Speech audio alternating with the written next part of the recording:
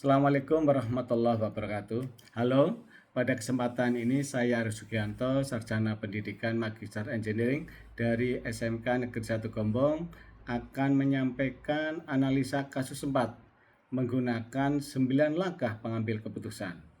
Adapun kasusnya sebagai berikut. Di perusahaan sekolah, Rara sedang bertugas sebagai petugas piket kebersihan kelas. Saat sedang merapikan meja, ia menemukan sebuah dompet berisi uang di bawah kursi. Tanpa pikir panjang, Rara mengambil dompet tersebut dan menyimpannya di dalam tas. Menganggap ini adalah rezeki nomplok karena tidak ada orang lain yang melihat.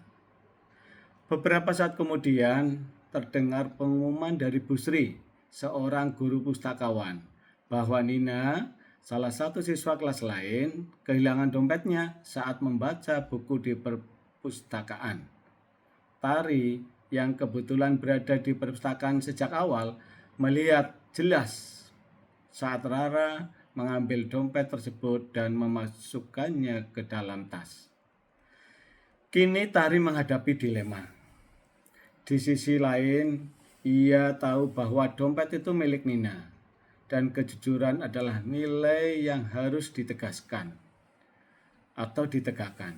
Di sisi lain, Rara adalah sahabat dekatnya yang sering menolongnya dalam mengerjakan tugas dan berbagi bekal setiap hari.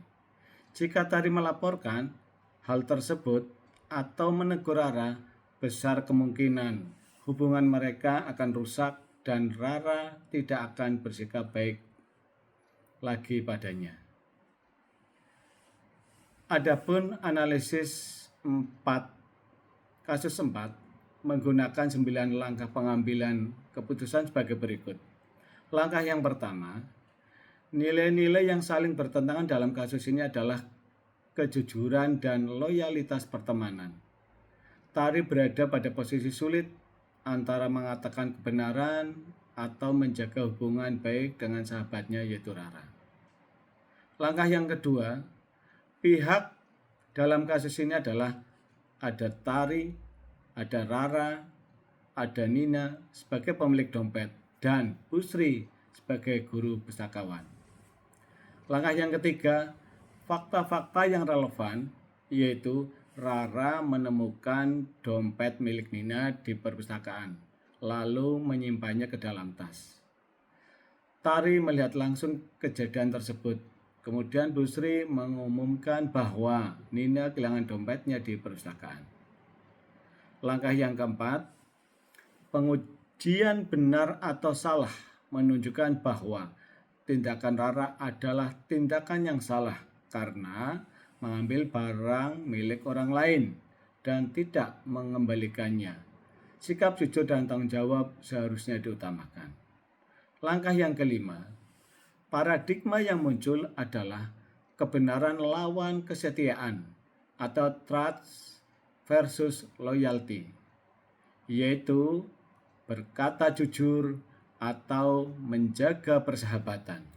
Langkah yang keenam, prinsip resolusi yang dapat digunakan adalah prinsip berbasis peraturan dan rasa peduli. Tari perlu menegaskan nilai kejujuran tetapi tetap menjaga perasaan Rara dengan cara yang baik. Adapun langkah yang ketujuh, opsi yang lebih bijak adalah Tari berbicara secara pribadi kepada Rara dan menyarankan agar dompet tersebut dikembalikan kepada Nina tanpa mempermalukannya di depan orang lain. Dan langkah ke-8, keputusan yang saya ambil adalah Tari sebaiknya menegur Rara dengan baik dan mendorongnya untuk mengembalikan dompet tersebut karena kejujuran harus tetap ditegakkan. Dan sebagai langkah yang terakhir yaitu langkah ke-9, pelajaran yang dapat diambil dari kasus ini yaitu kasus 4 adalah pentingnya bersikap jujur, bertanggung jawab, dan berani mengambil keputusan yang benar meskipun situasinya sulit. Dengan demikian, kita dapat menjadi pribadi yang bijak dan adil dalam menghadapi masalah di kehidupan sehari-hari. Pergi ke pasar membeli selasih. Janganlah lupa membeli tomat. Jujur, tindakan bersih, agar hidup selamat. Sekian penyampaian analisis kasus 4. Terima kasih. Wassalamualaikum warahmatullahi wabarakatuh.